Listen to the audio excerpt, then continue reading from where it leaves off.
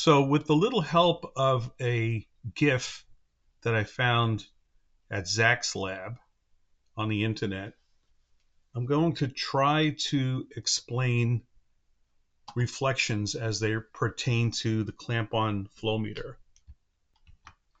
Now, to start off with, I'm going to use this top line to help illustrate the type of reflections that you have within the pipe wall.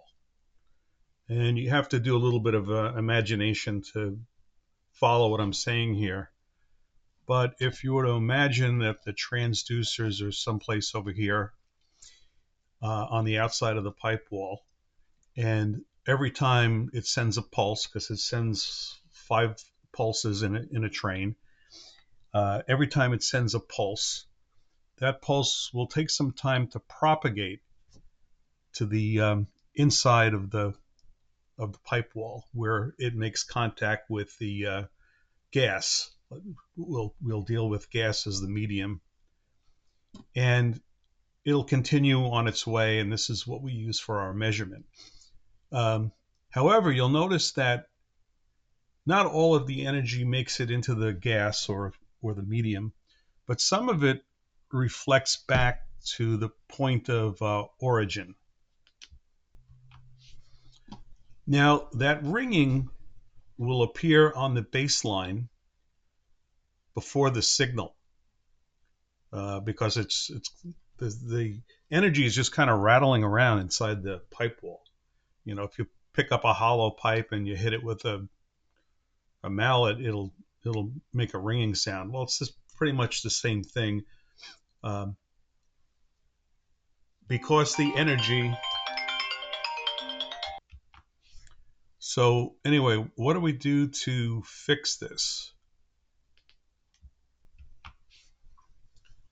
Well, we have this dampening material. The one that comes with the meter is CC129, but we have this alternate dampening material we can buy.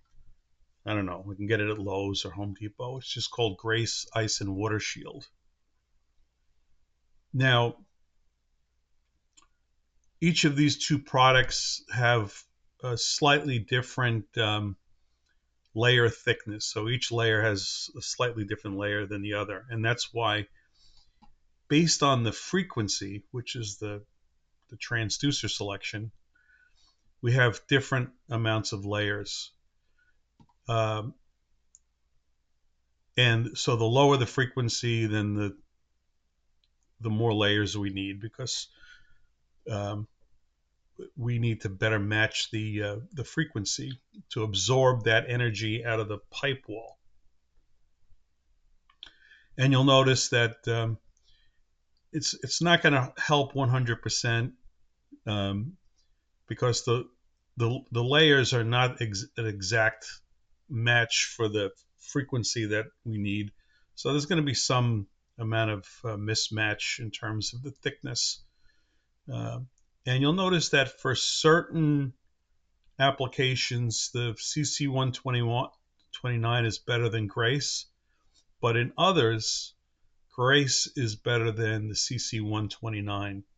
And you can see that because if you really want to split hairs and get the best dampening match possible, you might want to look at this right-hand column here. And you'll see that Grace might be a better match for these transducers, but CC129 is better for these, and so on. So once we determine where our transducers are going to go, we put on the appropriate layers and we smooth it down, and then we put our transducers on. You know, you got to set up the strap system, etc. Then you get them into position, and then the transducers finally get installed, right? Now, here's the before without the dampening material, and here's the after, and you see the difference that it will make. So that's where the dampening material comes in for gas applications.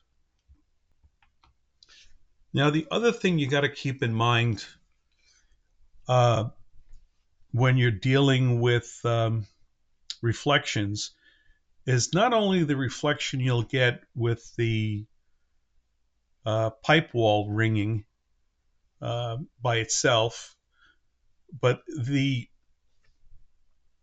um, the reflection you might get when the signal goes down and hits a flange on the other side of this wall and bounces back and causes interference. And that's why you'll notice that I had this particular customer add a bunch of Grace ice and water shield on here that just absorb as much as they possibly could, and it made a big difference in this particular application. Now, if I go back to my little GIF that I was running before,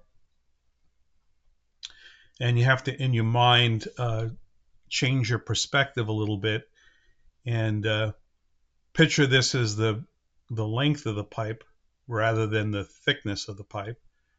And let's say your transducers are over here, just kind of like in that picture that I showed you, and your flange was over here. So not only do you have the perpendicular ringing within the pipe wall thickness, but you also have this propagation that goes down to where that flange is, and then it bounces off and interferes with the subsequent pulses that we inject into the pipe wall, causing all sorts of havoc and sort of ruining our signal. So anyway, this was my attempt to give you a explanation of what reflections are and how we try to combat them, at least with dampening material.